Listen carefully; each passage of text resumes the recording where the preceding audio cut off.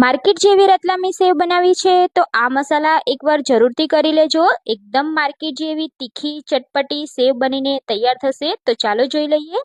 તો મસાલો કરવાની જ ખૂબી છે। તો મસાલામાં આપણે 1 ચમચી જેટલા મરી લઈશું, 1 ચમચી લવિંગ, 1 ચમચી અજમો, 1 ચમચી ચીલી ફ્લેક્સ લેવાના છે। એને સરસ એવું પીસી લેવાનું છે।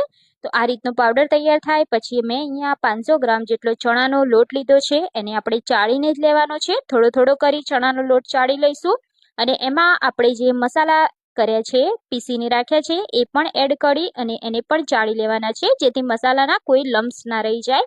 તો મસાલાને ચાળીને જ લેવાના। તો અહીંયા આપણે મીઠું, સંચર પાવડર, 1 ચમચી ચાટ મસાલો, 1 ચમચી હિંગ, 1 ચમચી ગરમ મસાલો એડ કરી દઈશું અને મિક્સ કરી લેવાનું છે। તો હવે આપણે મોયણ એડ કરવાનું છે। તો મોયણ માટે મેં અહીંયા 4 ચમચા જેટલું તેલ લીધું છે। તો તેલનું મોયણ એડ કરવું ખૂબ જ જરૂરી છે, જેથી આપણી સેવ અંદરથી પોચી અને બહારથી ક્રિસ્પી બનશે। હવે થોડું થોડું પાણી એડ કરી આપણે લોટ તૈયાર કરવાનો છે। તો આપણે વધારે કઠણ પર નહીં અને ઢીલો પર નહીં એવો લોટ આપણે તૈયાર કરી લીધો છે। તો થોડું થોડું પાણી એડ કરી લોટને આ રીતે સોફ્ટ બનાવવાનો છે।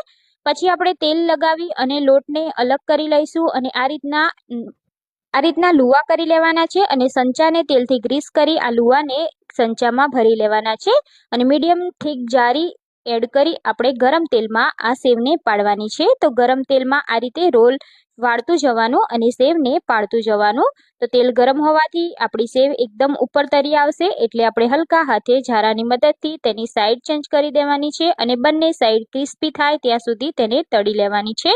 તો આ સેવ અંદરથી પોચી અને બહારથી ક્રિસ્પી બની છે। તો તમે પણ ફ્રેન્ડ્સ આ મસાલા સાથે આ સેવ જરૂરથી બનાવી લેજો, બહારની સેવને પણ ભૂલી જશો। તો તમે પણ ફ્રેન્ડ્સ ટ્રાય કરજો। રેસીપી ગમી હોય